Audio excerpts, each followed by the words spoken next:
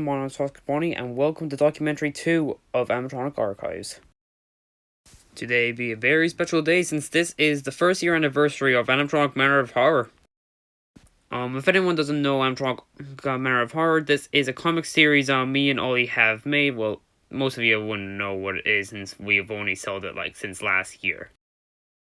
But this is a comic series me and Ollie have worked together on in Enterprise, which if you guys saw the one video before the Tosk Piss Bonnie Plays episode 3 came out, we were in the Enterprise program selling this.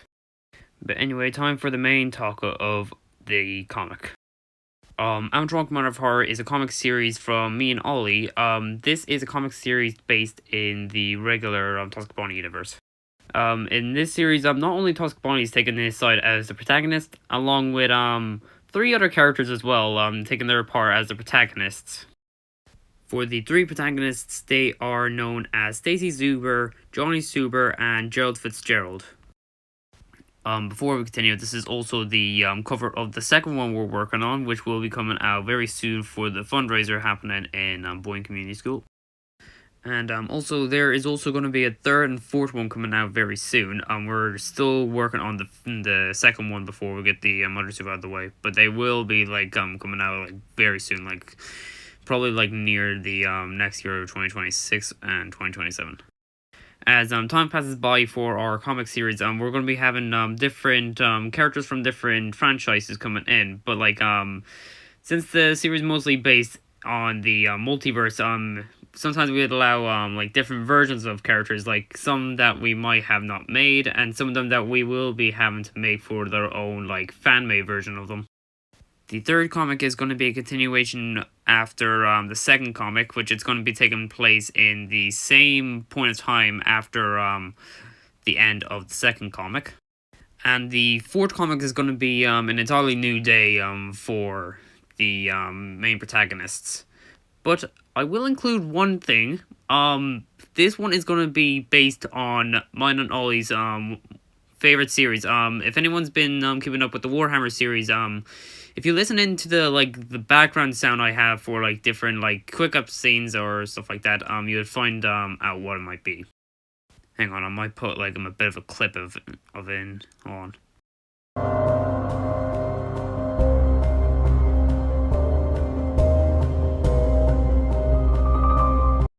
If anyone doesn't know the soundtrack, it is a soundtrack from Murder Drones.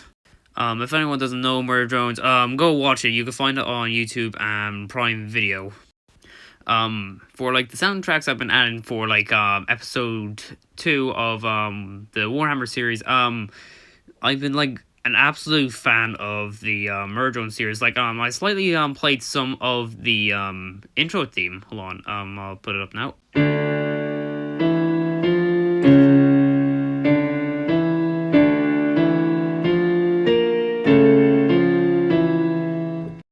That is most of what I could play, but the series has been absolutely huge from Glitch Productions.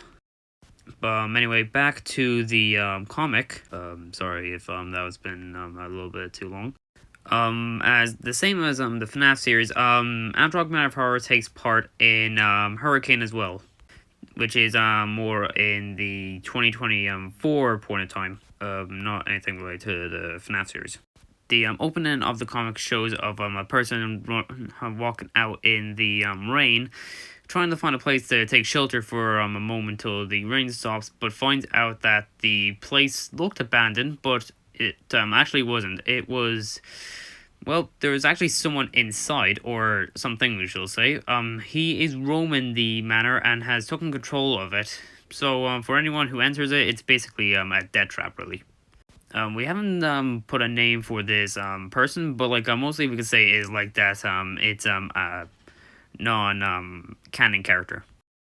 After the opening, we are shown the first 3 protagonists we will be seeing throughout the series, aka Johnny, Gerald, and Stacy. Before we continue on, I do have to say something about one of the characters. That is Gerald. For anyone who buys our comics and sees some stuff related to old times, we shall say, Gerald is struck with a disability, which is dementia. So he might talk about some references of the old times. But time to continue on. One of the characters, which is Stacy, she finds out that the three are getting evicted since they have not paid their taxes. As all hopes are lost, we get to meet another protagonist. I forgot to include. Sorry. We get to see a person named Roger McAllister, which is actually, well, secretly Toxic Bonnie. As the three meet him, Stacy gets a little bit suspicious about him because they do not want to be thrown into some random business happening. After about a few minutes, Stacy finally agrees to help Roger with a certain situation. But the certain situation is the manor, because he used to own the manor back in the old times, but he needs their help to investigate it to see if someone is taking over it. A while later, they make it to the manor with some flashlights with them, so then they could seeing some dark areas, but they find out the power still works, but bad news. The chandelier broke. But anyway, they start their investigation to look around to see if there's anything going on with the place, but they find literally nothing. Nothing changed, nothing's different. Literally none. As Johnny, Stacy, and Roger meet up, they say about what they have found, which was none, but Roger has actually found something. Something they were not expecting to find in the manor. Roger has actually found one of the animatronics we'll be seeing throughout the series, which is known as Toxic Foxy. Yeah, that is who we're going to be kind of seeing throughout the series. But anyway, Roger, Stacy, and Johnny get away from him, but they actually realized they forgot Gerald, apparently. So the best reason that he is not there is because he is casually being taken away. After they realize that Joe's out there, Roger tries to go out there, but apparently Stacy just books it out of the room just to try and save him. As Stacy caught up with Toxic Foxy and Gerald, she just casually just asked him if he could just stop. But it didn't really go as planned. She actually started to get chased. As she kept running, she found another room she could hide in to get away from Toxic Foxy. But after she realized she had a flashlight, she did not think anything could get worse than that. Give me 1 second. She might have accidentally walked into a room without knowing that there was more of them. Meanwhile, after Roger notices that the coast was clear, they get Gerald and they keep looking around to try and find what's going on with the place. A few seconds later, they find out that Roger actually had some sort of device on him that he found in one of the areas before he found Toxic Foxy. They tried to get it to work. Nothing was really going good for it, and then after when Joel gave it a little slap, it started to work, which was not really expected. The device Roger had was known as a tracker, which he was able to find any hidden rooms that was not known that was there, which basically is how all hidden rooms work. But he finds the lever that could open it up, which was behind a lamp, which of course opened up the hidden wall to a stairway. Meanwhile, we catch up with Stacy, who is just casually getting chased by the animatronics, and she finds a security room somehow underground in the manor. And why would there be a security office underground in the manor? I don't know. She closes the door and the animatronics just wait, which is just basically the same animatronic behavior they do in the FNAF games. But she looks around to try and see if there was anything she could use, but she finds a newspaper which was related to the early 20th century, which was very, very unexpected. with the newspaper, Stacy just realized that Roger was actually dead. Like, he was dead like a long time ago. The Amtronics are still waiting outside the office, but they decide just to leave because like she was not even coming out of that room. We continue up with Johnny, Gerald, and Roger, which they were heading down the stairway to the hidden underground area. For some reason, Roger just finds a random shelf underground for some reason. Doesn't know why. Looks away for a second and actually realizes that there was actually something inside of it. Definitely not some sort of like Stranger Things reference. Yeah. The two made it downstairs and called up for Roger to get down here as fast as he can. Because there was something running right at them. Which was Stacy.